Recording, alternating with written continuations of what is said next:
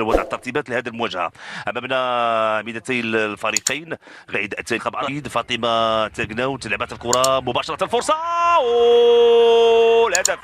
هدف اول لفائده المنتخب الوطني المغربي باي طريقه. منال بن محمد، ولكن ما تمكنش من ابعاد الكره، والكره تعانق الشباك. هدف اول اللي كيشكلوا الحائط المرمى المنتخب الوطني المغربي. لعبت الكره والهدف.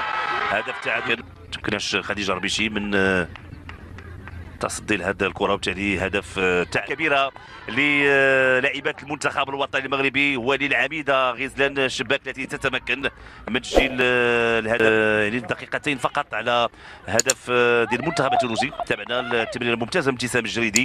هذا التفاهم، هذا الانسجام، لاحظوا هذه المترابطات بين جريدي وغزلان الشباك الختم بافضل طريقه. الحمد لله على لا فيكتوار. احنا فرحانين بزاف في ظل الظروف اللي لعبنا فيها. التيران كان صعيب شويه، ما قدرناش نامبوزيو ستيل جو ديالنا، من الحمد لله يعني تعايشنا مع الظروف وقدرنا الحمد لله نربحوا.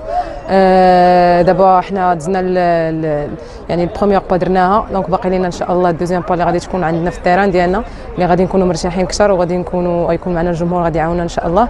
بون احنا دابا غادي نقدر نساو هذه المقابله، ناخذوا الزوين اللي فيها ونركزوا على الحويجات اللي درنا خايبين ما نعاودوهمش، ونبريباريو الماتش ديالنا ان شاء الله اللي كنتمناو اننا نلعبوه بواحد التركيز عالي وواحد الاريحيه اكثر، ونثقوا في راسنا اكثر باش نقدروا نامبوزيو ستيل جو ديالنا وناخذوا البطاقه العبور للدور الاخير ان شاء الله. هادشي اللي كنفكر.